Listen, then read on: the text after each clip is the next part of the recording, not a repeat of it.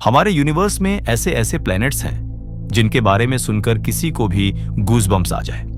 ऐसे प्लैनेट्स जहां बर्फ पिघलते हुए लोहे से भी ज्यादा गर्म है, प्लैनेट्स जो बिल्कुल सुनसान स्पेस में अकेले घूम रहे हैं, ऐसे प्लैनेट्स जहां लिटरली पिघले हुए कांच की बारिश होती है, और यहां तक कि ऐसे प्लैनेट्स जिन्हें ज़ॉम्बी वर्ल्ड भी कहा जाता है। और मैं बता दूं कि ये हमारे यूनिवर्स में असलियत में मौजूद है, जहां आप और मैं जा सकते हैं अगर हमारे पास उतनी पावरफुल स्पेसशिप होती तो। ग्लीस 436 भी, ये प्लैनेट अर्थ से सिर्फ 30 लाइट ईयर्स दूर है। ये हर 2 दिन में अपने छोटे से स्टार का एक चक्कर पूरा करता है, जिसका मतलब हर 48 घंटे में हैप्पी न्यू ईयर। इस प्लैनेट और इसके स्टार के बीच डिस्टेंस बहुत कम है, और क्योंकि ये अपने स्टार के इतने करीब है, इसका सरफेस टेम्परेचर लगभग 1000 डिग्री फ़ारेनहाइट होता है। ये टेम्परेचर इतना ज्यादा है कि यहाँ लाइफ का होना इम्पॉसिबल है, और यहीं से चीजें अजीब होना शुरू होती हैं। आप लोग शायद सोच रहे हो कि ये प्लैनेट खोलते हुए लावा और गर्म चट्टानों से ढका हुआ होगा, लेकिन नहीं, ये पानी की बर्फ से ढका हुआ है। इस पर पाई जाने वाली बर्फ को आइस एक्स कहा जाता है। लेकिन ये पॉसिबल कैसे है? ऐसा इसलिए है क्योंकि इस प्लैनेट की ग्रेविटी इतनी स्ट्रांग है कि एटमॉस्फेयर में मौजूद वाटर वेपर कंप्रेस होकर बर्फ में बदल जाते हैं और पिघलकर पानी में नहीं बदल पाते। इस वजह से इस प्लैनेट का कोर मोटी बर्फ की परत से ढका रहता है, और यह बर्फ इतनी गर्म होती है कि अगर कोई उसे छू ले तो उसका हाथ जल जाएगा। और इससे भी ज्यादा दिलचस्प बात यह है कि इस प्लैनेट के स्टार से आने वाली अल्ट्रावायलेट रेज की वजह से प्लैनेट में मौजूद हाइड्रोजन बहुत बड़ी मात्रा में बाहर निकलती है, और उससे एक बहुत सुंदर कोमेट लाइक टेल बनती है जो करीब 10 मिलियन मील लंबी होती है।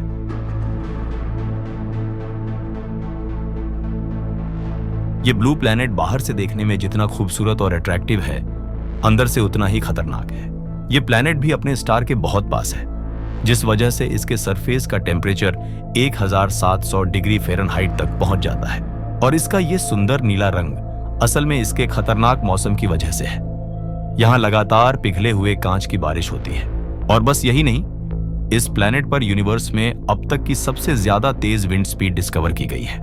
यहाँ पर हवाओं की स्पीड 5600 माइल्स पर आवर तक पहुंच जाती है, जो कि साउंड की स्पीड से 12 गुना ज्यादा तेज है। और यहाँ वही पिघलता हुआ ग्लास इतनी तेज स्पीड से हवा में उड़ता रहता है। ये सुनने में ही कितना डरावना है। अब बारी आती है ऐसे प्लैनेट्स की जिन्हें ज़ॉम्बी वर्ल्ड्स भी कहा जाता है। जब एक बहुत बड़ा स्टार अपनी जिंदगी के लास्ट स्टेज पर पहुंचता है, तब उसका फ्यूल खत्म हो जाता है और उसका कोर मरने लगता है, और आखिरी टाइम में एक बहुत पावरफुल न्यूक्लियर एक्सप्लोजन होता है जिसे सुपरनोवा कहा जाता है। यह यूनिवर्स के सबसे एग्रेसिव और एनर्जेटिक इवेंट्स में से एक होता है। इसमें इतनी ज्यादा एनर्जी रिलीज होती है कि इसकी रोशनी को पूरी गैलेक्सी में देखा जा सकता है।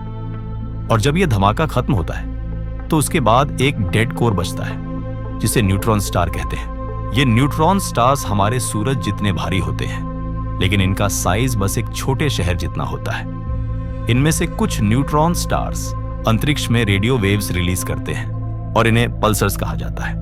ऐसा ही एक धरती से 2300 लाइट ईयर्स दूर अरबों साल पुराना पल्सर स्टार है, जिसके चारों ओर 3 प्लैनेट्स ऑर्बिट करते हैं, या कहूं कि ज़ॉम्बी प्लैनेट्स। इन तीनों में से जो पल्सर के सबसे करीब है उसका नाम है ड्राउगर। ये प्लैनेट हमारे चांद से लगभग 2 गुना ज्यादा बड़ा है, और बाकी के 2 ग्रह पोलटेर्जिस्ट एंड फोबेटर, जो इतिहास में खोजे गए पहले एक्सोप्लैनेट्स थे। ये प्लैनेट्स अर्थ से लगभग 4 गुना ज्यादा बड़े हैं, और जिस स्टार के ये 3 प्लैनेट चक्कर लगाते हैं उसकी मैग्नेटिक फील्ड बहुत ज्यादा पावरफुल है, जिसकी वजह से स्टार और प्लैनेट्स के बीच की दूरी में इलेक्ट्रिक आर्क फ्लो होती है, जिससे एक बहुत सुंदर ऑरोरा क्रिएट होता है, कुछ वैसा ही जैसा हमारी पृथ्वी पर नॉर्दर्न लाइट्स ऑरोरा होता है। अगर आप इन प्लैनेट्स में से किसी एक पर खड़े होते तो आप इन खूबसूरत लाइट्स के बीच से उस पल्सर स्टार को देख पाते, जो स्पेस में तेजी से घूमते हुए बहुत तेज लाइट रेज रिलीज कर रहा है। यह जरूरी नहीं कि सभी प्लैनेट्स के पास कोई स्टार हो और वो उसके चक्कर लगाए।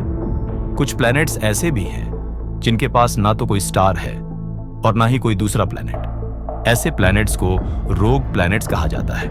ये बस अकेले ही यूनिवर्स में भटकते रहते हैं। ऐसा ही एक रोग प्लैनेट है ये। यहाँ बारिश तो होती है, लेकिन पानी की नहीं, बल्कि पिघले हुए लोहे की। ये कोई साइंस फिक्शन नहीं है। ऐसा प्लैनेट सच में यूनिवर्स में मौजूद है, जो बस सुनसान स्पेस में घूम रहा है और उसके आसमान से पिघला हुआ लोहा बरस रहा है। इस प्लैनेट का साइज बहुत बड़ा है, हमारे सबसे बड़े प्लैनेट जुपिटर से 6 गुना ज्यादा बड़ा, और इसकी एज सिर्फ 12 मिलियन साल है। यानी कॉस्मिक स्केल पे ये अभी भी एक बच्चा है। माना जाता है कि ये हमारे सोलर सिस्टम की तरह किसी और प्लैनेटरी सिस्टम का हिस्सा था, लेकिन कुछ समय बाद ही ये अपने सिस्टम से बाहर निकल गया और अब ये हमेशा के लिए स्पेस में अकेले भटकने के लिए मजबूर है।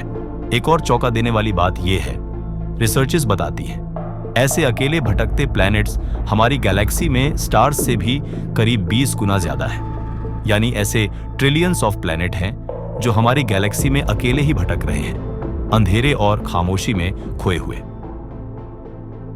कमेंट्स में जरूर बताना आपको सबसे इंटरेस्टिंग प्लैनेट कौन सा लगा, और अगर चाहो तो नई आने वाली वीडियोस के लिए सब्सक्राइब भी कर सकते हो।